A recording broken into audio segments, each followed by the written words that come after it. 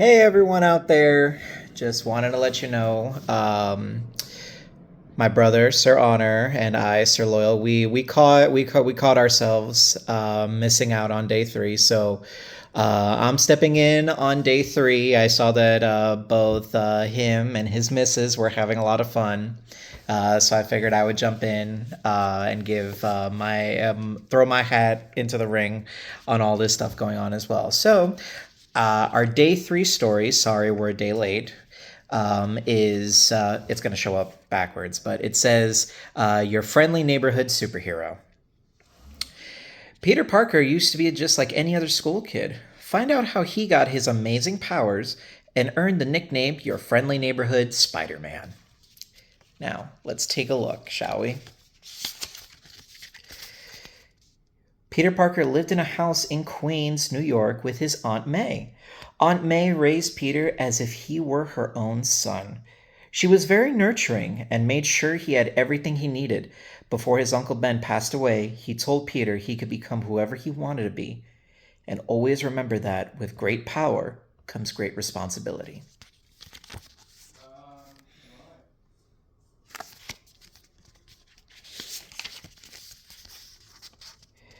Peter went to Midtown High School and was very focused on getting good grades. He studied hard and got straight A's. He loved to learn. Science was Peter's favorite subject, and he was one of the smartest students in class. He enjoyed performing science experiments and showing off his discoveries to his teacher. Makes you wonder, is like, were we lucky enough to go to the same school as Peter Parker?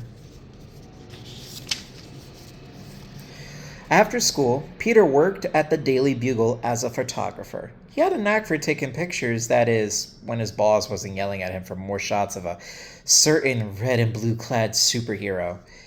J. Jonah Jameson, Peter's boss, was known for being tough as nails. He constantly wanted pictures of Spider Man. But that was a bit of a problem. Peter had a secret he couldn't tell anyone, not his Aunt May, and certainly not Jameson. He was Spider Man. What? You're telling me that this guy right here is Spider Man? Man, and this guy wants pictures of Spider Man? There's no way. Oh, let me not skip any pages. There we go. During a school field trip to a lab, a radioactive spider bit Peter. All of a sudden, Peter found he could do extraordinary things, like shoot spider webs. At first, he had trouble aiming the webs, but he used his knowledge of science to make special web shooters that gave him the control he needed. He kept practicing, and soon enough, he could direct the webs wherever he wanted. Oh goodness, ruh-roh, Raggy. Our young Padawan is learning the ways of the arachnid.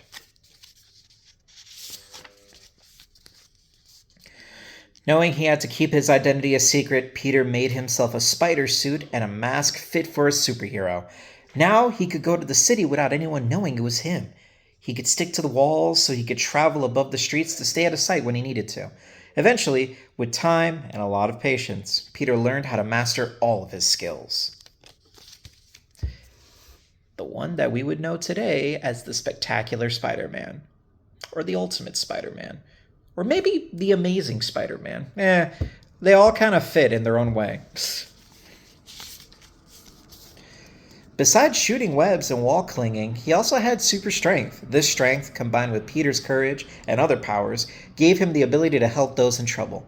He made it his mission to protect the people in his neighborhood. That's how he earned the nickname, your friendly neighborhood Spider-Man. I wish I could bench press a car. Peter also had the power of spider sense. A strong tingling sensation would alert him to bad guys and danger. You ever just get that feeling like something may be wrong? That's basically what the spider sense is, except quite literally in a more spectacular way. No pun intended. There was one supervillain who was Spider-Man's greatest enemy, Venom. Venom could shapeshift, use his suit to make special weapons, and even mimic Spider-Man's abilities. With his super strength and menacing fangs, Venom was extremely dangerous, and he loved to wreak havoc in New York. Spider-Man swung onto the street and fired his webs to stop Venom. "I'm going to take all of your powers," Venom snarled.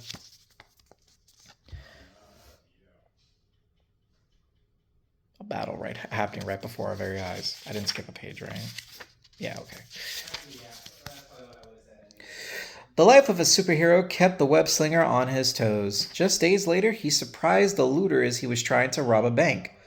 Thwip, thwip. Spider-Man shot a series of webs that pinned him down. Then Spider-Man safely returned the stolen money to the authorities.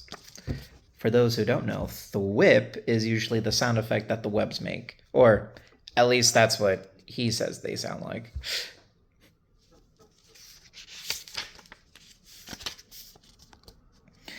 Spider-Man hoped the day would come when the world would be free from criminals and villains. Until then, he swung through the city on patrol, ready for his spider sense to alert him to danger, poised to jump in and help wherever he could.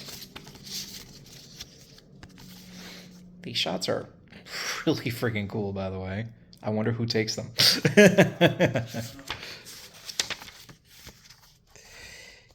It wasn't easy leading a double life. But he knew he had been given his powers for a reason. And as long as there were bad guys around, he had an important job to do. Peter Parker was Spider-Man. One of many, by the way. And that, my dear ladies and gentlemen, is the end of our story. But don't go anywhere, because for sure, Sir Honor will come back and he'll tell day 4 appropriately in just a hot second. So, from me to you, happy holidays, Merry Kwanzaa, Happy Christmas, all that jazz. And I wish you all a fantastic evening. Doodly doodly.